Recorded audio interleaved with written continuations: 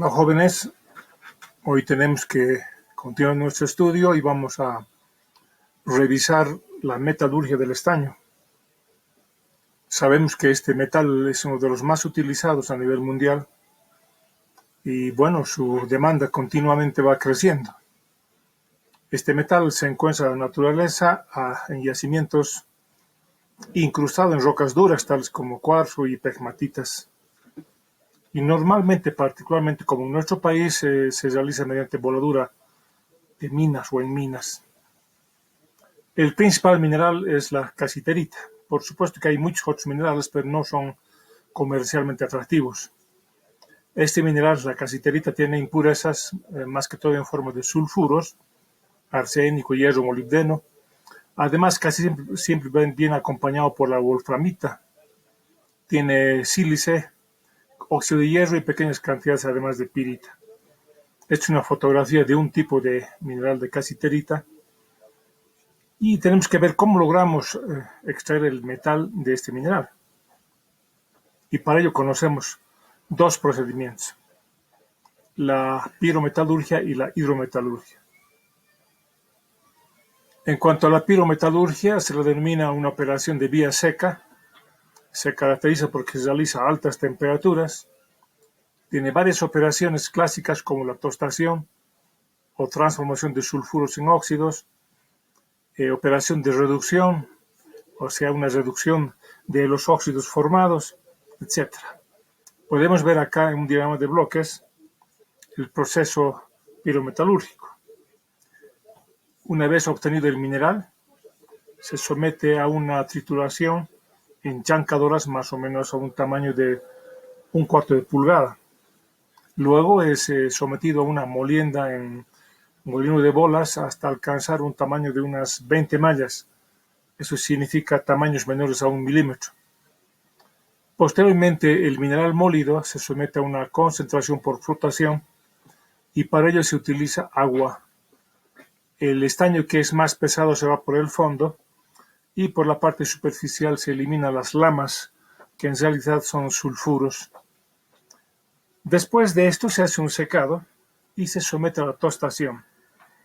La tostación a unos 400 grados centígrados para convertir los sulfuros de estaño en óxidos de estaño. Posteriormente se alimenta a un horno reverbero donde se va a realizar la reducción correspondiente y esto ya es a alta temperatura. Acá el dióxido de estaño junto con el carbono producen estaño y monóxido de carbono.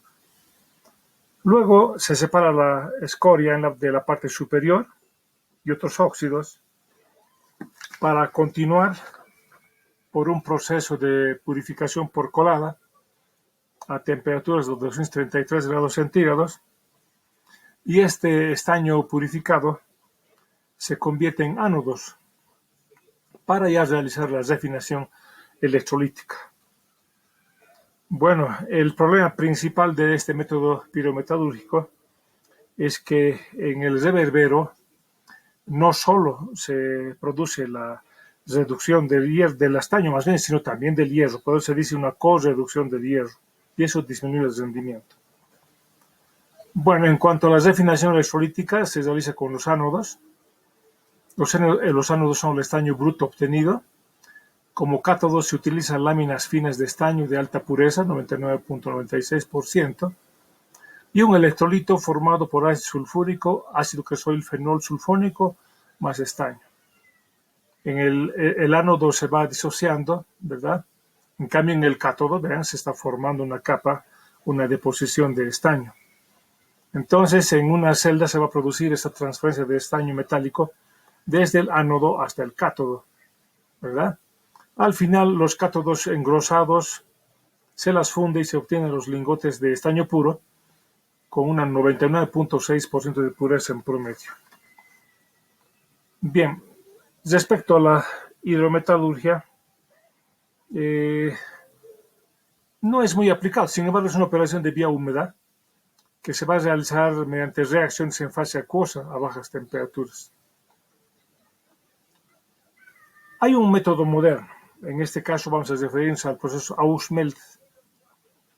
En este tipo de proceso se disminuye la correducción del hierro con el estaño y eso aumenta el rendimiento en la producción. Dentro del horno Ausmelt, todas las reacciones de equilibrio se controlan y además no es necesario otras etapas fuera del mismo. Se alimenta con el concentrado, carbón más fundentes, ¿verdad? Y por la lanza se introduce gas natural y aire presurizados. Como ven ustedes, acá vamos a ver el horno particularmente de tipo vertical, es un horno tipo batch, la lanza sumergida que inyecta aire y oxígeno, por supuesto el combustible más, directamente al baño. El horno internamente, como ven acá, está recubierto de ladrillos refractarios, que protegen de las reacciones redox que se producen, del ataque químico de en este caso, las escorias que se forman, y además de la abrasión que se puede generar por la agitación del fundido por el flujo de los gases correspondientes en la lanza. Este proceso Ausmelt tiene 3 etapas. Todas estas etapas, por supuesto, se diferencian por la regulación del nivel de introducción de la lanza. La primera etapa es la fundición de los concentrados, la segunda una reducción primaria y la tercera etapa es una reducción secundaria. En las reducciones se va reduciendo y se va aprovechando la escoria que se va produciendo de etapa a etapa, ¿verdad? Bien, entonces el metal de cada una de las etapas se va vaciando, ¿verdad? Y eso, por ejemplo, acá podemos ver el dibujo. Estamos hablando de la fusión inicial de todos los concentrados, reductores, fundentes, etcétera. Ya tenemos ese metal que les decía, que más o menos de un tiempo de 4 horas y media se separa el estaño bruto y las escorias pasan a una segunda reducción. En la primera reducción que estamos observando, vamos a ver que nuevamente se va a obtener estaño bruto y también va a haber escorias con menor contenido, se supone, de estaño, y al final va a pasar la segunda reacción. Acá en la fusión, el sulfuro de hierro reacciona con el dióxido de estaño para formar sulfuro de estaño más óxido de hierro más dióxido de azufre. Pero también el dióxido de estaño más bien, reacciona con carbono, que está entrando acá como reductor, ¿verdad? Para darnos estaño y dióxido de carbono. Eso quiere decir que se forman gases que hemos visto en la figura del horno Ausmelt. Bueno, el estaño que sale por acá, este estaño bruto, tiene más o menos una concentración menor al 1% de hierro. Bueno, vamos a la etapa de la reducción. Se realiza esta reducción con la lanza en posición alta de la escoria. La escoria es reducido con carbón, nuevamente, ¿verdad? El proceso tarda más o menos unos 40 minutos, haciendo que la escoria que sale de acá tenga entre 3 a 4% de estaño. En cambio, el estaño bruto contiene también valores aproximados a 1% de hierro. Las reacciones, el óxido de estaño más el carbono nos da un estaño más monóxido de carbono, nuevamente gases, pero hay todavía óxido de hierro que ha pasado junto con la escoria, pero también se reduce con el carbono para soltar hierro más monóxido de carbono. Finalmente el estaño reacciona con el óxido de hierro para formar nuevamente óxido de estaño más hierro. Bueno, pasamos entonces a la escoria. Acá ya es a temperaturas elevadas, a 1250 grados centígrados más o menos. En este caso, la escoria final que se deposita o se extrae ya tiene menor a 1% de estaño, y en cambio el estaño bruto va a pasar nuevamente a una etapa de refinación. Al final se detiene la alimentación, especialmente de carbono, ¿verdad? Y se levanta la lanza. Eso hace posible vaciar la escoria para el siguiente batch.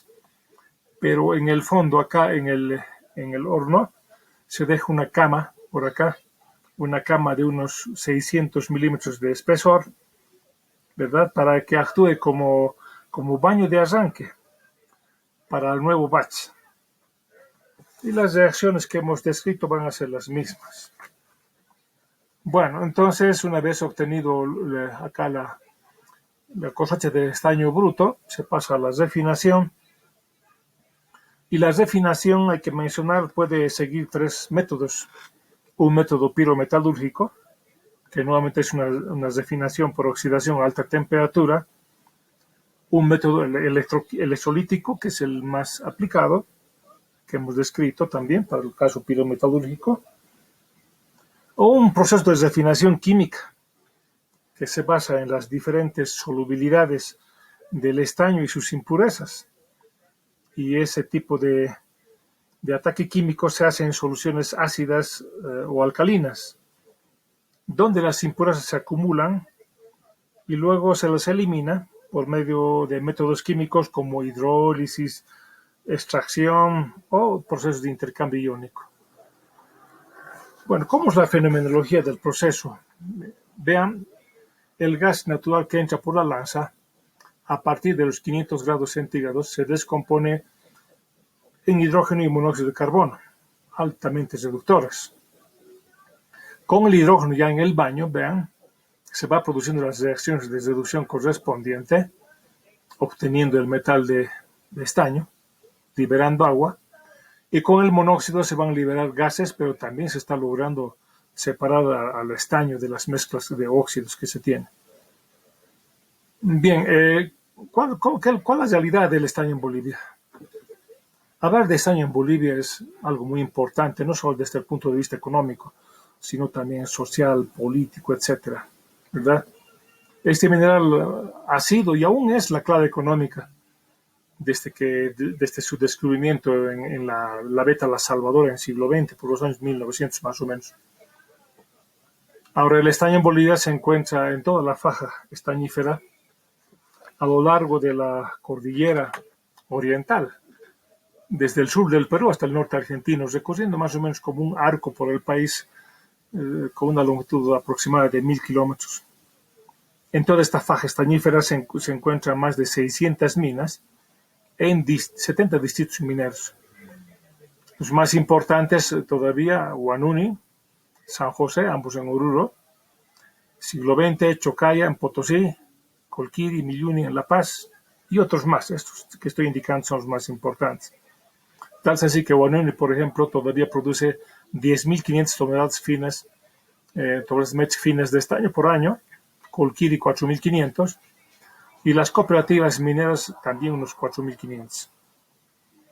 Respecto a las aplicaciones, sabemos que el estaño es un metal blanco brillante, soluble en ácido clorhídrico, estable a los factores medioambientales y ácidos orgánicos.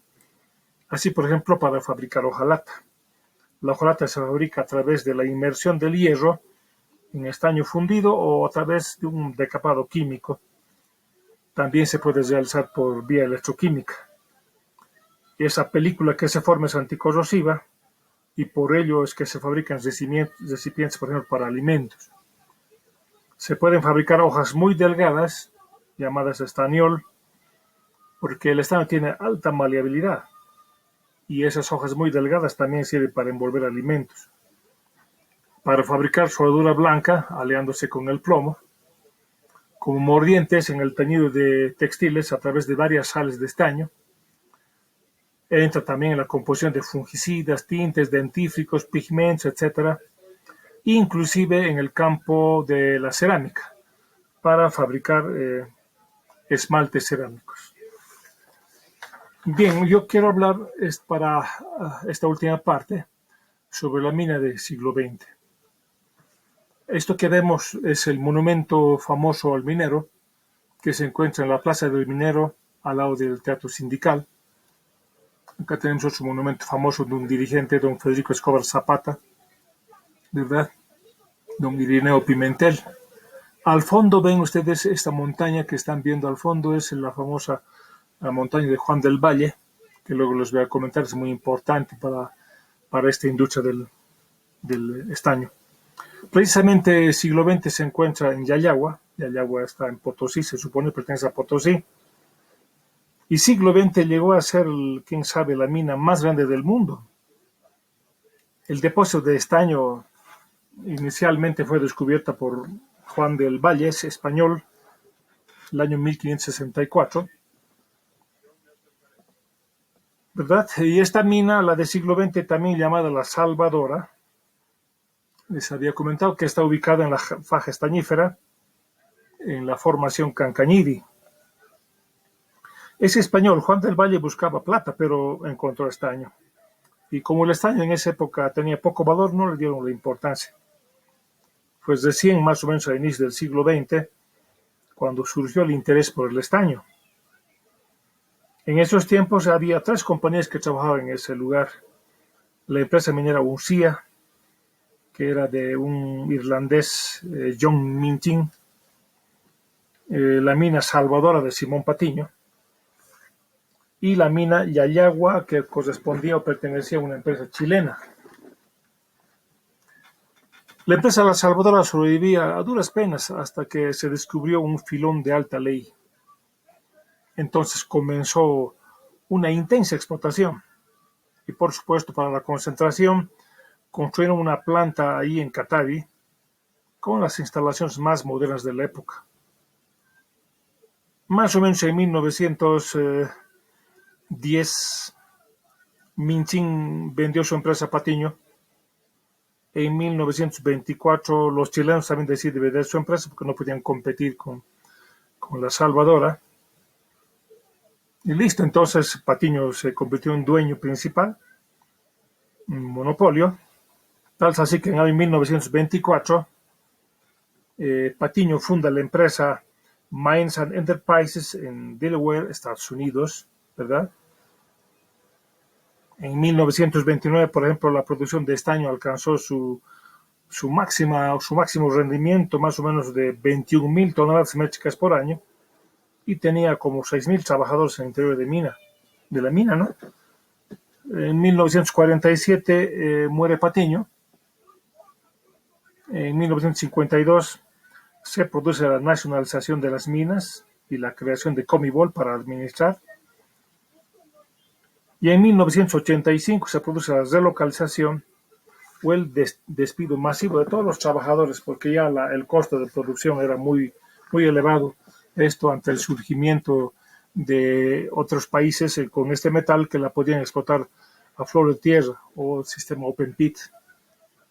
Actualmente el agua todavía continúa produciendo estaño, pero todas a través de cooperativas mineras, al igual que Guanuni.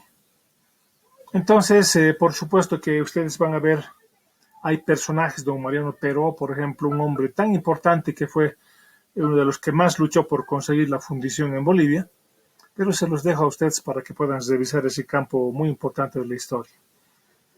Bueno, jóvenes, eso es la clase con la que vamos a terminar los recursos mineros. Hay más, pero nuestra materia continúa. Y nos vemos la siguiente clase. Hasta luego.